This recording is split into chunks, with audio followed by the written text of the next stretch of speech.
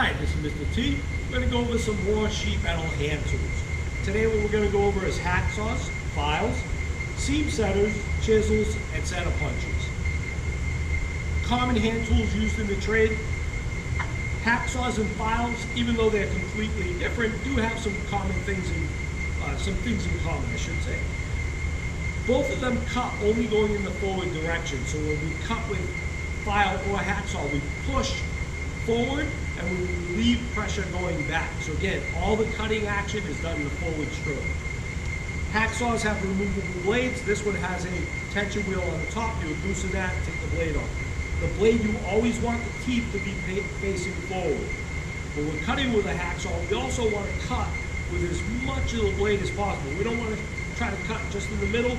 We want to make a full stroke forward, let pressure off back, make a full stroke forward. Again, a common thing with files and hacksaws is we don't want to go as fast as we can. We want to basically make a forward stroke every second and a half or so. So forward, bring it back. Forward, bring it back. Files, the first thing we talked about is their shape. So in this case, this would be a flat file. We could have a half round file, we could have a full round file. So the first thing we talk about is its shape. Next thing we talk about is what kind of cut it is, whether it is a fine cut or a rough cut. The next thing we talk about is how many cut. This fine cut happens to be a single cut. There's only grooves in one direction. On a double cut, it's just that. There are file grooves in both directions. Just because it's a double cut, though, doesn't mean it's meant to file back and forth. It's still only meant to cut in the forward stroke. The difference is it'll take more material off with less effort because there's twice the amount of cutting. Rough cut or fine cut files we use depending on what material we're doing. If we're working with very light gauge sheet metal, we want to use a fine cut file. We don't want to use a rough cut file. But again, the common thing, we want to put pressure going forward, relieve pressure going back. All files have to have a handle on them. The tang cannot be exposed. If it didn't have a handle, you could actually, as you're pushing forward, you could actually impale that into your hand or cut your hand if you weren't wearing gloves without a handle. So all files have to be used with a handle. Next we have chisels.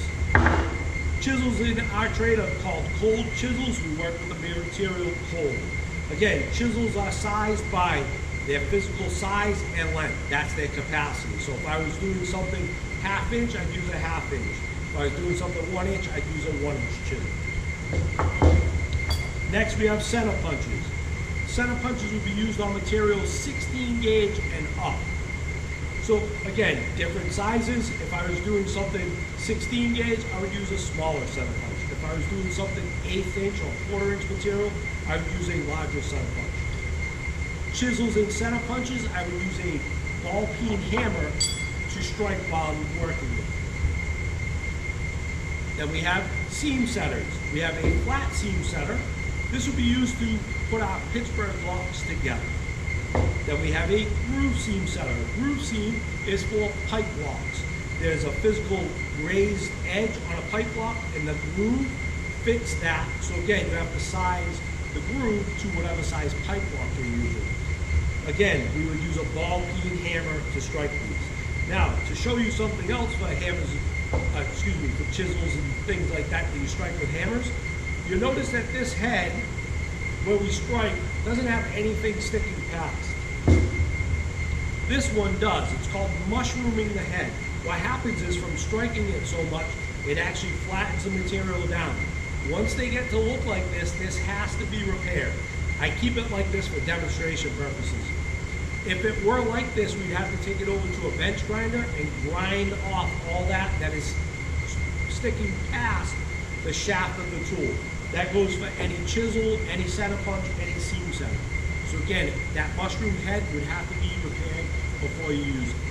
So, hacksaws, files, chisels, center punches, and seam setters.